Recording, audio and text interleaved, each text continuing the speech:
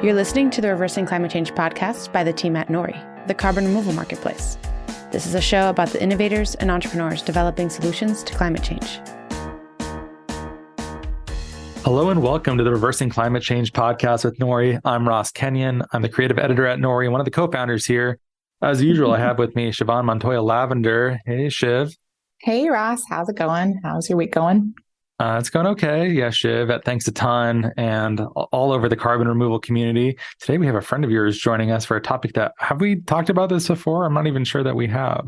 I don't know if we have. I feel like once upon a time, Reversing Climate Change did an episode on this topic, but not anytime recently. So I'm glad we're diving back in. We're here with Gagan Porrwal, and he leads partnerships for carbon solutions in international markets for General Electric. And so he's going to be talking to us a little bit today about everybody's favorite controversial topic, carbon capture, utilization, and storage, also known as CCS or CCUS. God, we have so many acronyms in this business. So many.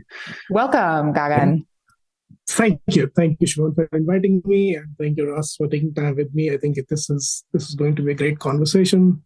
I have lived and breathed this topic and other things in climate for a few years now. Not as many years I should have spent, considering the career that I've had so far, but happy that I've found the right place to play in. So I'm looking forward to the conversation today. Yeah. What got you into, speaking of, because you've had kind of a legacy career in power generation. What kind of made you the guy that they're like, hey, this guy, he's going to do the carbon capture, utilization, and storage? My journey started with more of, I'm going to say it and it's going to sound like what people call the cliche of it. Like I was trying to search for this has been a good career. I'm trying to do something, but then what I actually solving as my purpose, right? That's where it started. So it started somewhere just before COVID, luckily. And that's where I started looking at what are the things that I have to go do and what are the things that we have to consider in energy space to move forward. And because we are the energy company, I've been here for a while, and we as a company have been very vocal on what energy transition should look like and where do we drive it, right? So I think that's where it started building a little bit more encouragement. I think I took a leap of faith and started investing more time, which is when I ran across you in On Deck, right? So that was fun. And being part of that cohort at that point in time and seeing people not pulling any punches back in putting all the ideas on the table, it was fundamentally clear that this space is where more effort is needed, where everyone wants to do something. And that's when the second realization came that when it comes to technologies which are hard, you need serious money, you need serious brain power, a large mass to actually think through some of this stuff to be able to put this on the table, right? And this is what we used to call as those hard sectors or hard tech startups ideas, right? But the truth is that it's not just hard tech for startups, it's hard tech for everyone now. CCUS is not something which is new. It's been done for decades, couple of decades, right? Yeah, I was just reading that it's been around since I think 1978 was the first time we did geologic storage of carbon dioxide. So yeah, and I think so it's not new, but the thing is that it has had many false starts. And hence your initial thing is that, it was like a good and bad of it. And people have started choosing sides of technology. And I think your comment on once upon a time we talked about this topic shows that where the gravitation has been to stay away from this topic in general, right? So I think as we do the dialogue more, I hope I can help unravel and put some facts and figures in place that can talk both sides of the equation transparently a little bit. Probably even explain what exactly carbon capture is independently of how it's stored or used after it's captured. And why is it a controversial thing within the climate community? Yeah, so look, put very simply, if there is an emitter source, whether it is a power plant, whether it is an aluminum smelter, steel smelter, all of these emitters have CO2 emissions coming out or CO2 equivalents coming out. Carbon capture, put very simply, is a set of chemical solutions and mechanical things put together to be able to capture those flue streams and reduce CO2 out of it and be able to sequester or use it, right? That's essentially, it's basically a chemical plant that just needs more and more innovation. To your second question of why we think people have a negative opinion or I think there used to be a thing where, because there was a context of the false starts where people just started assuming that because it's CCS, it's going into the realm of, hey, I'm going to put it back in the earth to get more fossil fuel out. That's not necessarily where and how we should be thinking about it, correct? It is an oil and gas industry stencil that people keep on using to drive the negativity around it. But the fact that you see a growing amount of momentum, whether it is in terms of the regulatory frameworks, the policy conversation, the laws coming into effect, the general stencil now that people have started putting together, there are things which are more than just, hey, what we call as EOR, right? That's not what we are doing. We're saying that there are storage spaces which can be made available, are being made available, and CO2 should be sent back to where it came from in the first place. And I think what has happened in the meantime is that because there was no other option of the technology which was talked about very vocally, people just chose their grounds between absolutely green and doing everything which regards nature and forest to, hey, this tech is what we don't like because it's harming the nature. Now, whatever I'm saying, people will debate, and you can debate days for that, whether they still agree. Let's debate it. Yeah, I have so many follow-ups for you. I'm just waiting for my chance. But continue. Let me just first outline for the listeners. So carbon capture is exactly as Gagan has said. It's capturing carbon dioxide emissions from a point source. Now, this is where concentrations are incredibly high. That also makes it quite a bit easier from an engineering standpoint to capture that carbon dioxide where the concentrations are high. Whereas carbon removal, we're taking carbon dioxide out of the ambient air. So those are already existing carbon emissions. Maybe they were emitted yesterday, maybe they were emitted 30 years ago. And we're capturing those, or we're removing those from the air and storing them. The storage mechanism is very similar, but one is a point source and one is ambient air. And so there's many people who are saying, let's just focus on ambient air. Why are we talking about these point sources? Let's just shut down the point sources and let's focus on renewables. So I want to know, at ODCT, did you feel like a pariah? I feel like you were pretty welcomed as a GE CCS guy. Yeah, but in ODCT, I was not a GE CCS guy. I was this guy who was trying to develop this protocol in which you can exchange services like healthcare and education in lieu of carbon credits that you may generate. It was espionage. You were just sneaking in with us. No, I swear I was not. But I think, look, generally the startup community has been welcoming to me wherever I've touched them, right? I think sometimes I just owe it to my looks, I guess. No, I think beyond that, I think it's just that. Probably that, yeah. I feel that they get a little more value around the industry experience, and that I've been here for 17 years in General Electric, doing different roles across industrial sectors. I think that's good. I think the second part, and you make good differentiations over there, Ashwan, right? In terms of reduction versus removals, right? We have, again, created this gravitation of where instead of talking about direct air capture with CCUS, i.e. point source with removals from air, we have taken positions. No, that is where I'm gravitating towards versus CCS. That, to me, does not make a whole lot of sense. It has to be A plus B, not A versus B.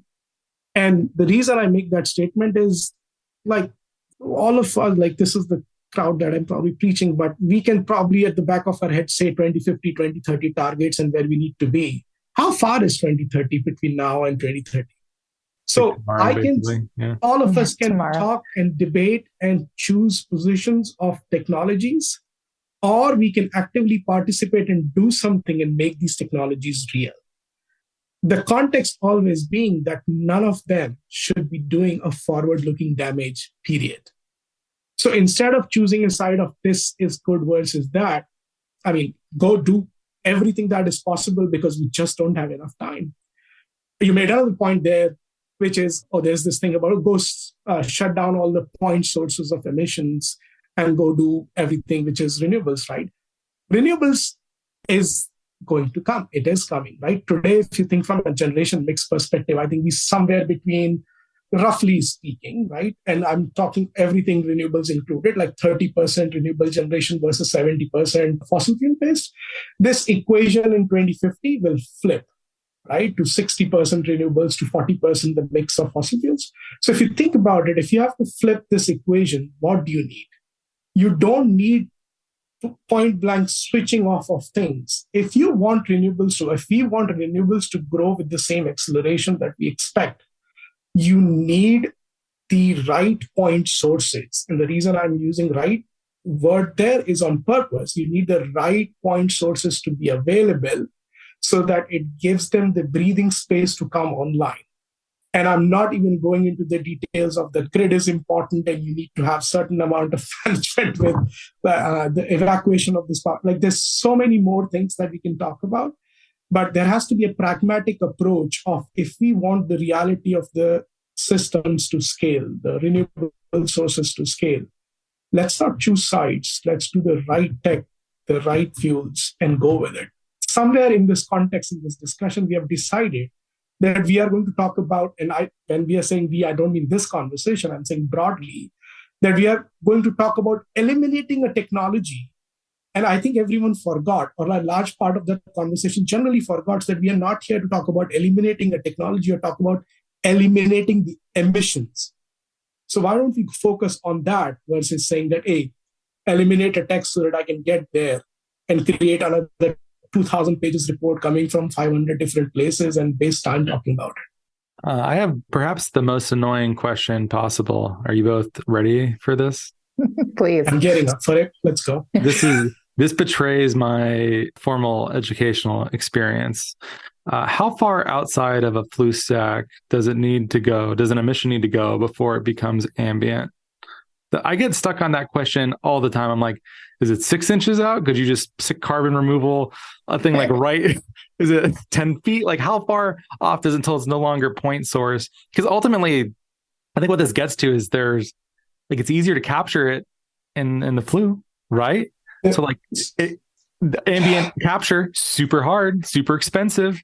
Yet these communities are not very friendly to each other. Why? I've never quite understood this.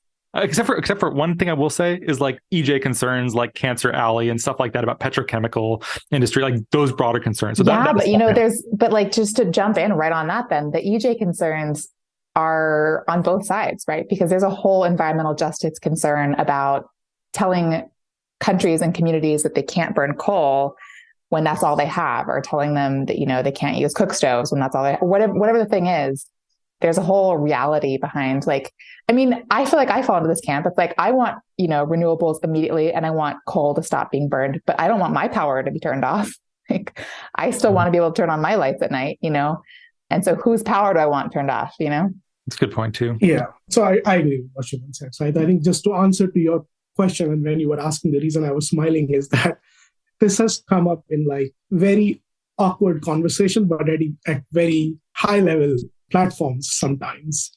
And because to your point, right? So if I put a capture module, which is like, let's say 6 inch away from the flue stack, would it be considered direct air capture?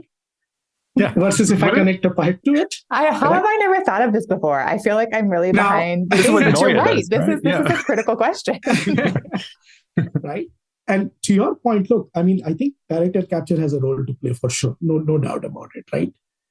But somewhere in this realm of it, to be honest with you, of the entire population that lives on this face of the earth, do people really care about whether it is DAC or CCS? They care about don't make the earth which is unlivable for my kids and myself in next 50 to 100 years. We have somehow figured out that, we are going to choose these specific terminologies and specific way of reduction versus removal. Look, peace, it's good for like people like us who are in the pockets of it, trying to make it work and make each other convinced.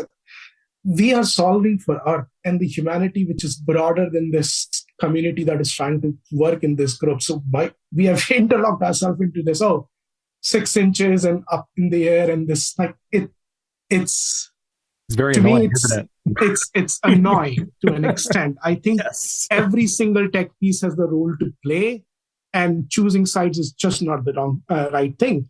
To Siobhan's point, I'm going to choose a side now. Then I'm going to choose a side. So if we're going to say, it's 6 feet, it's 6 inches, I don't know. The point is, I think the argument here is that it's new emissions, right? These are new emissions that could we could just not emit them to begin with, right? That's the whole argument, I think. Is there new emissions versus existing emissions? And I think what a lot of people don't realize is A, where these new emissions come from sometimes, and then B, just the energy reality. I don't think I understood the energy reality until I got into carbon removal a little bit more, and just the reality of energy transitions. And so can you speak a little bit to like what's, I mean, you know what the wattage and stuff is. I don't know like what people are using, what's needed. Not a wattage person. No. I'm not a wattage person.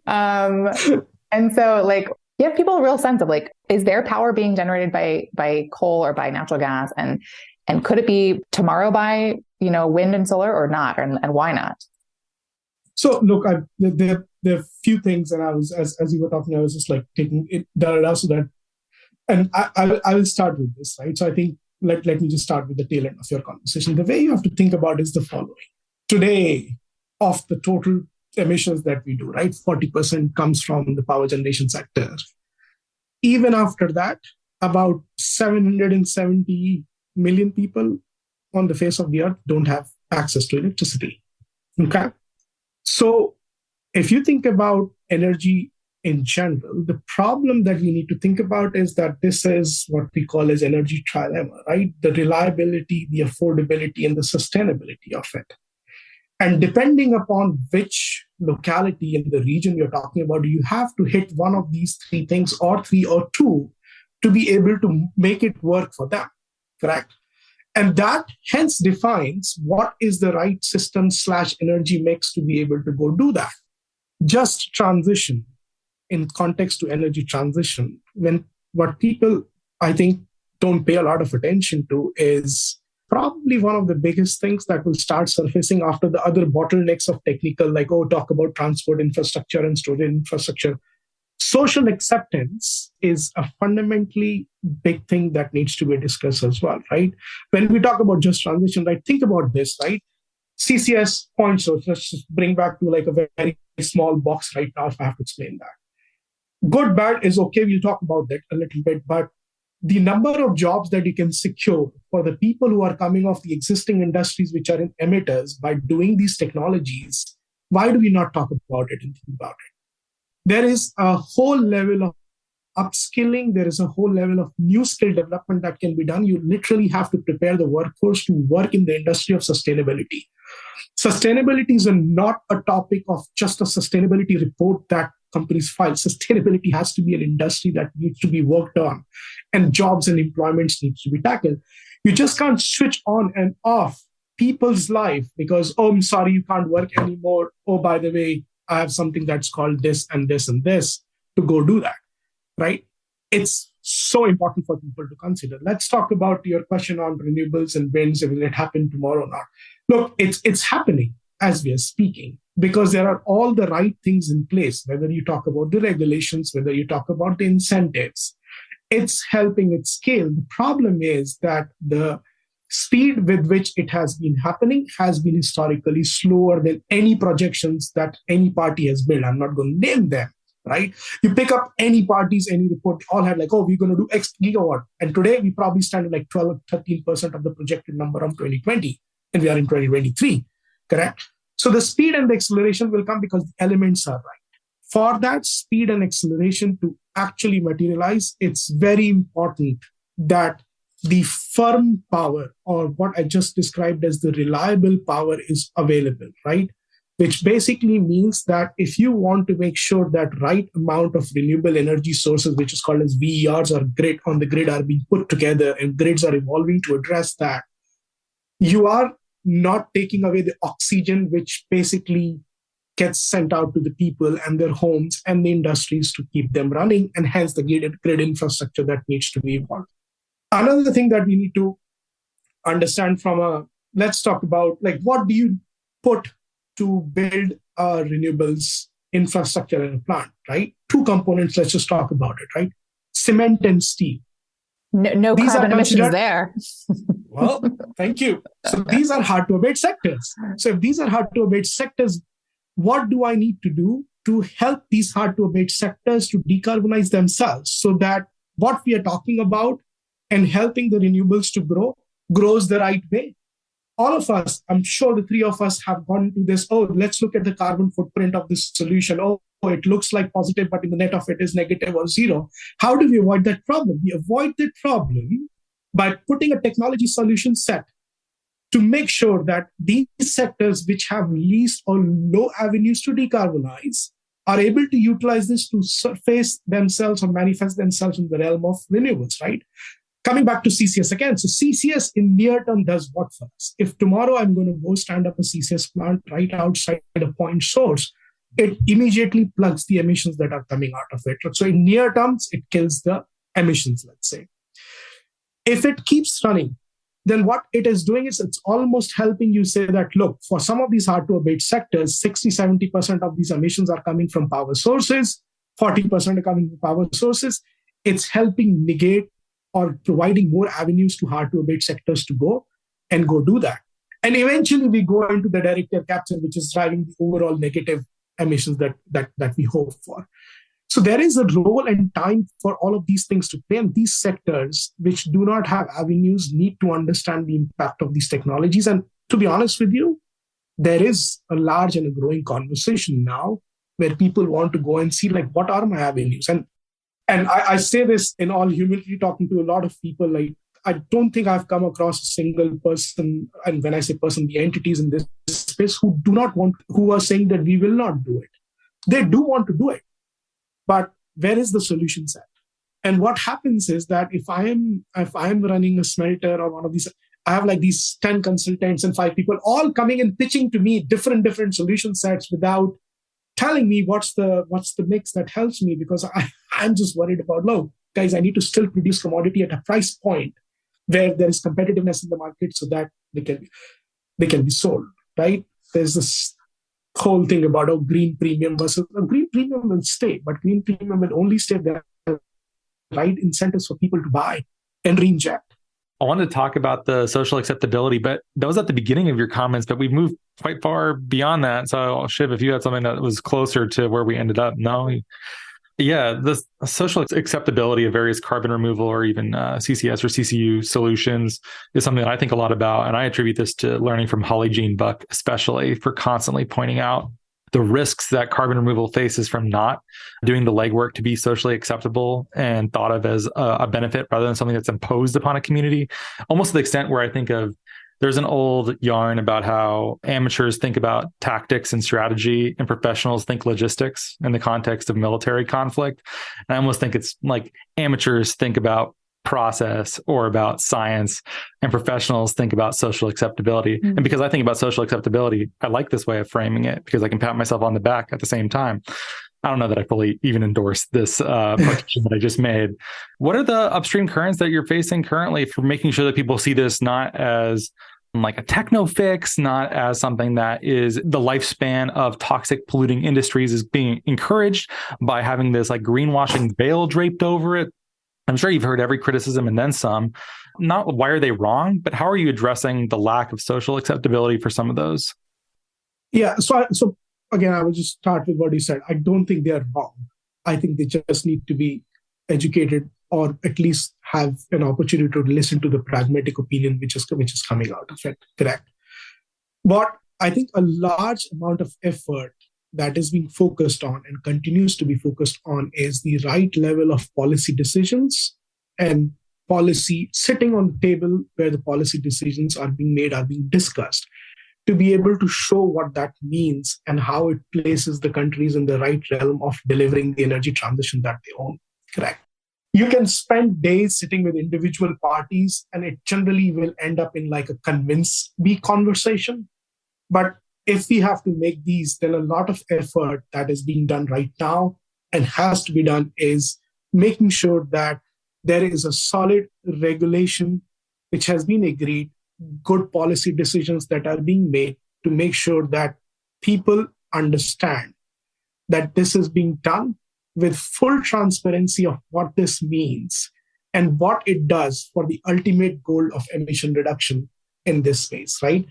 Look, and I'm not saying that these policies and regulation don't exist. There is a lot which already exists. Right now, the challenge is how do we basically make people understand that it has to be recasted to be thought about in a way where you can understand that, oh, is CO2 in my backyard is a good thing or a bad thing, right? Is CO2 being put in a well is a good thing or a bad thing? If case in point, the Class 6 well in the US EPAs, right? If you look at the existing framework of why it was basically made that the drinking water pollution doesn't happen, right? It's a good framework that we have to do when we are sequestering CO2, right? So how do we bring it to make sure that that becomes evident, known, and understood by everyone? And there is a lot of effort, by the way, with even the government entities are doing, not just people in the private space, to make sure that it's out and about and people understand that every single thing which is being done from capture to transport to storage has a set of regulations, requirements, and codes that are being formed to make sure that it's all tied and it's not harming to their futures or what we will call as a social acceptance of it. Yeah, I have a lot of thoughts too on various parts of this. I'm not sure if I want to go this direction, but I'll try it out. When the debates over the pipelines were really intense too, I remember reading pieces saying that the alternative is not that we stop using oil and gas. The alternative is that it gets trucked and railed to places of production, which is way riskier than just pipelines moving oil and gas. And I wonder if the semiotics of this is maybe just unworkable, where people don't like it going over indigenous land, or they just don't want to be around oil and gas infrastructure at all. In which case, I don't think you can really persuade some of these people. I don't think you could say, well, it's safer. They'd say it's really not the point. The point is, I don't want toxic industry existing at all. I don't care what kind of regulation that you've squeaked through. Maybe this is not the modal person you're trying to convince them. Maybe you're trying to convince someone who's like cares more about having a job. They're willing to accept some risk, and they're not just a hardliner. Or your partners, like who are these partners that you're trying to work with and make this industry function? Yeah, so I'll address both of those things, right? So I think to Ross's point, look, I don't think the intention is actually to convince people to get something in their backyard, which is not there, correct?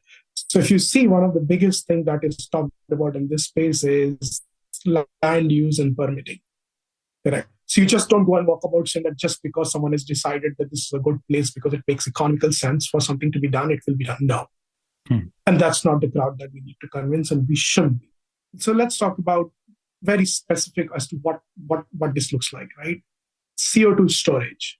If you think about it, correct, the whole concept around where the gas came from, what happened to those oil wells at the end of the day? They will deplete, and they are depleted, right? So there is identified / to be explored geological capacities that is already available, which is in the space, which was already permitted for this work to happen. So I think the effort should never be to go and try to go and get a piece of land or work on a piece of land saying that, no, this is what it makes.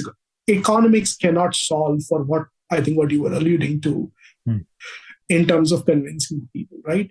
The convincing is probably not the right word. I think educating is the right word.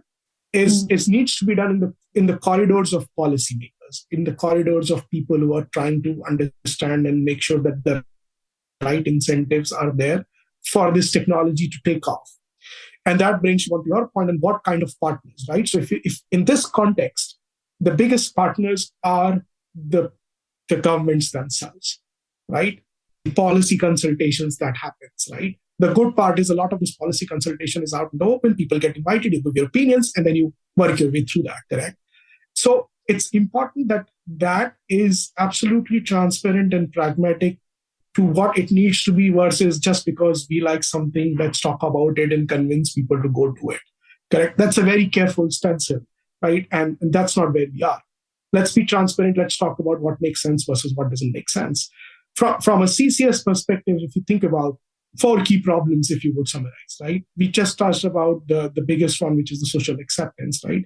The problem of economics of this, the problem of infrastructure of this, the problem of just the permitting of the wells where the storage is, right? Those are 3 fundamental things that basically needs to be solved for in the same context of who are the partners that we need to work for solving this. Look, technology providers and private companies and people who play in this space will come together to make it work. There is an intention to come together. Transport players, the storage players, the OEMs on the emitter side, the carbon capture tech providers, they will all come together in some way, shape, or form, right? But for them to be able to come together, these 4 things that I just talked about need to be solved for. How do you solve for that? You solve for that by having solid and a clear line of sight to the regulations and policy that makes sure that there is the right understanding, there are the right incentives to be able to make it work, right? So just trying to bring it that there's a box that we need to understand that needs to be solved for. Yeah, those are some serious problems and some clear hurdles for CCS. And actually, I'd like to talk about how this kind of relates back to, I think a lot of our listeners are interested in carbon removal or work in carbon removal. And I want to kind of pull it back to something that's very tangible for them, which is, I believe you're starting to work in how are you going to do like the offtake system? How are you going to build out like an international offtake system for carbon dioxide? And I think that's something that we haven't really started to solve for in a major way as a community. And whether it's, CCS or DAC or wherever the gas is coming from, like it's coming and we need to put it somewhere. And right now we have the capacity for gigaton storage. I mean, I hear that all the time, like the amount of basalt reservoirs we have, or the amount of empty injection wells we have. But what's like the reality? Like, where is the industry right now? Are we prepared to take gigatons of gas and inject it into basalt reservoirs? So I'll answer with the facts here. If you go and look towards the north part of Europe, you'll find that there is already capacity which is opening up to start some of this storage happening. Correct. It's no longer only a claim, actually. Now there is an active work which is following this, that is literally identifying the capacity which will be allocated and will open up for the storage to be done in different geographies. Your point around the offtake, right? So I would not talk about international offtake, because before we go international offtake, you have to figure out what is the domestic infrastructure around this offtake. Where are those CO2 pipelines? Where do I take it? What do I do with this? International offtake is the subject which is generally dealt with. You will see when the vessel gets transported and crosses international border, there's something called as London Protocol that is talked about, which specifically talks about how we deal with the CO2 transport. That's under works. I think first let's solve for like in the vicinity of where it doesn't happen, how do we transport it? What pipelines do we use? Where do we take it? UK is a good example if you think about it, right? So if you look at UK, they have come up with this 10-point energy transition plan, of which there is this whole clustering mechanism around carbon captures systems. They have declared 10 million ton per year capacity that will be opened up for these clusters, 2 clusters to be done by 2020 in 2020s and 4 clusters in 2030s. Correct. So market is slow. And when I say market, I mean what we just described in terms of storage space is slow, but it has come to a more pragmatic way of people now knowing that there is an opening and people are actively working in this space of making storage available to the sequestering partners that they have, to the sequestering possibilities that they have. And it's not just them, by the way. You would see that there is a portfolio of companies, and these companies who have put a lot of money, who are even working within the shipping industry to be able to make sure that there are right ships available when that international transport is needed to be able to transport the CO2 across the borders or within the border, even from the shore to the well. So the point that there is a lot of conversation around gigatons of storage space, that is true. That is a conversation. Is it opening up with the speed that we would like it to open up? Probably not. And I don't say that there is a particular reason behind that. I think, look, it takes time and a lot of money to be able to come to those conclusions, right? It also takes the gas itself, right? I mean, like how much gas is even being stored? I know it's something in the order of, I think I wrote it down. Hang on. Cut this for CCS pause. Today, it should be somewhere around 38 to 40 million ton is what CCS projects. 40 million tons is what I have written down. Yeah. So, roughly 40 million tons. Is that because do we need more CCS projects? And then is it just for the lack of CCS projects? Is it because DAC hasn't gotten off the ground yet? Like, so you are hitting on that, one of the 4 things, right? That this is a chicken and egg problem of infrastructure that someone needs to solve for. So very simply put, infrastructure will not scale unless there are enough CCS projects. There will not be enough CCS projects unless there's an infrastructure. Oh, Gagan, what a classic problem for us to face. So the question is that who and which entity can foot the bill for the initial pain points and the years where while these infrastructures are being built up, someone needs to put the money in to not get locked in this chicken and egg problem again. And the scaling happens. And this is where the role of governments come and actually becomes as real as possible, that the initial years, there has to be sufficient amount of push incentives and policies so that the infrastructure scaling is done. Because while you're creating that infrastructure, before the CO2 is put and you get the right volume for the whole value chain business case to work, there has to be that incentive available that, okay, don't worry, we understand, we're going to subsidize some of it, you start building it. And on the other side, we're going to go push these CCS projects so that they can start putting volume into this infrastructure. What we are talking about, by the way, is not just a concept. It has started surfacing in some of the policy documents as well as the real projects being worked in some of these countries, correct? Where instruments like contract for differences, dispatchable purchase agreements are being designed and talked about to actually address some of those things. That how do we not get landlocked into some of these conversations and put the right structures and incentives in place with reducing subsidies so that you're not locked into perpetually government will pay for a design, correct? To be able to make some of these projects possible.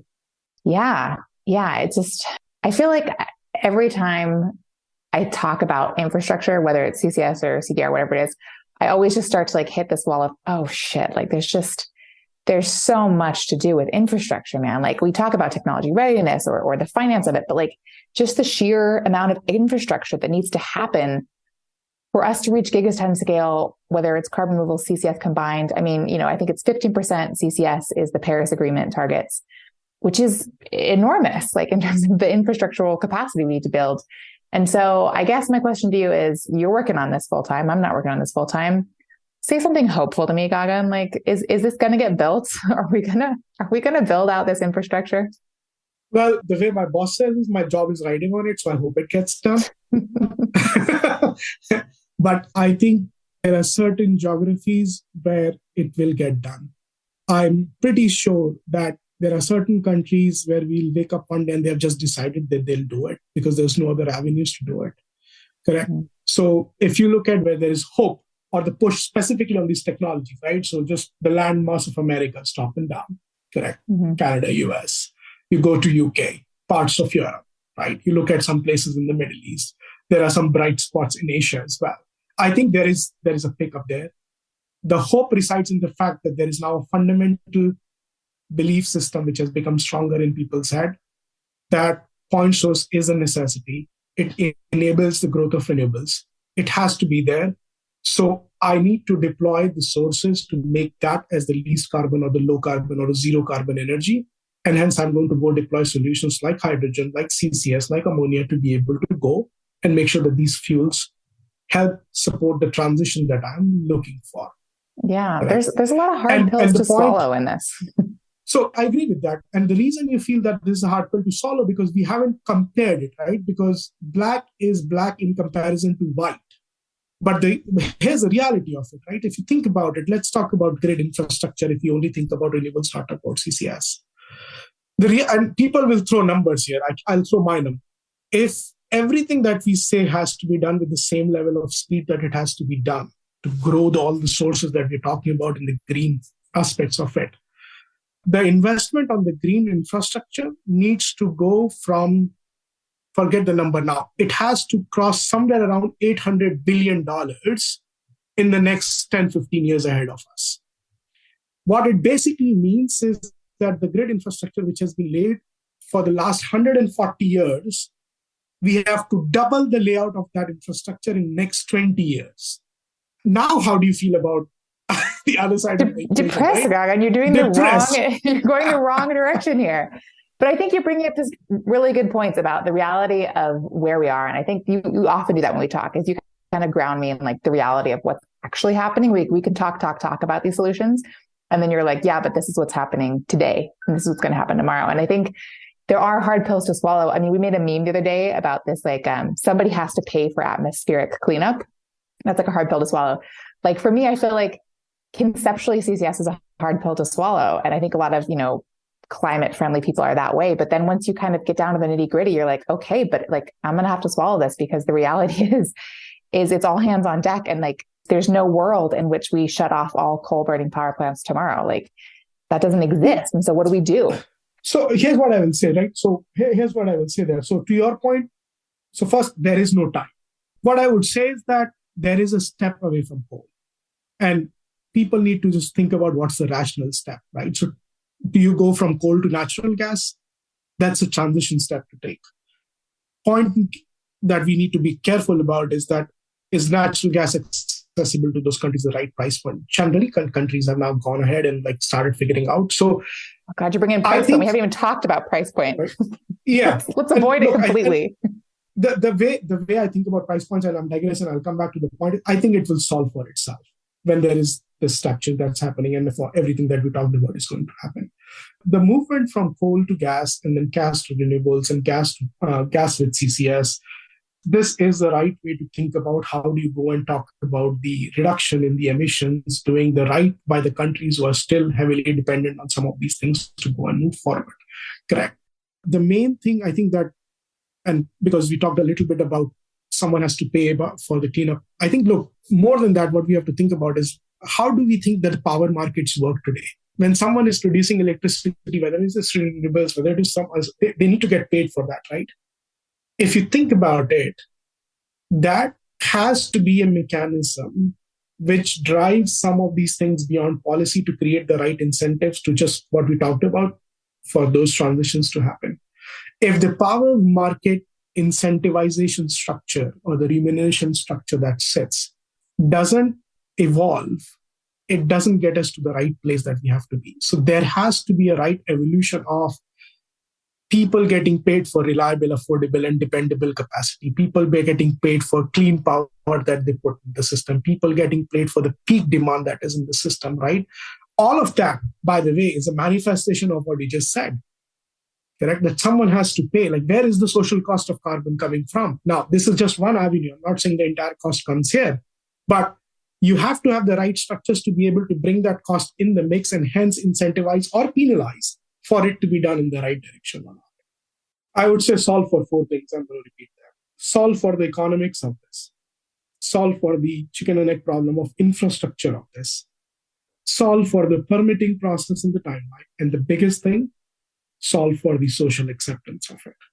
I think if those 4 things are front and center of every single policy decision, private companies' conversations on where we are heading and constructing, whether it is the business case or the proposition of discussion, that brings all of these technologies in the right place, and specifically CCS gives it the right offtake or right birth in this era to what it needs to be. So that whether we pick up the IPCC reports or IEA reports, the role that CCS has to play in, I think IPCC latest report had 3 out of 4 scenarios, CCS was there. That can only happen if those 4 things are solved for.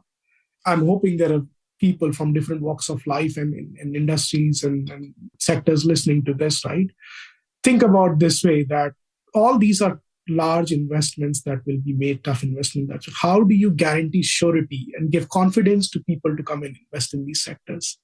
And that confidence basically comes by talking about the longevity and the security of this is a technology that we believe in, because we need to solve for a transition path for 2030 and 2050. And the reason we believe it, because for my NDCs, for my company, for my geography, it solves for X gigaton, X million ton that I've planned and assessed for. Collaborating in this space is going to be fundamentally important. An ecosystem of right and willing parties are the most important thing that will solve for this.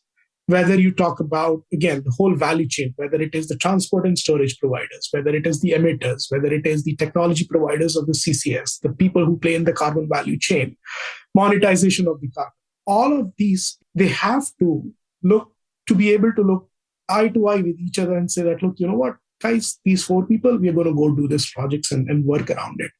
And that just forms, ecosystem forms the conversation which should manifest in everything that we just talked about today.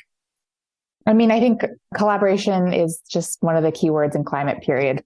So I think that's a good note to end it on because, yeah, we need to collaborate. And so I hope that, I hope you come to Mexico, Gagan, and you get your next trip out here. I hope you're assigned some task here and I get to see you and we get to collaborate on projects near and dear to my heart.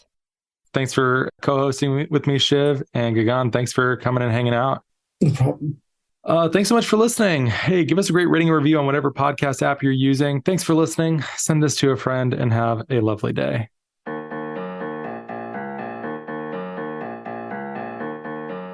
Thank you so much for listening. If you could please subscribe and give us a great rating and review on Apple Podcasts or a rating on Spotify, that'd be much appreciated.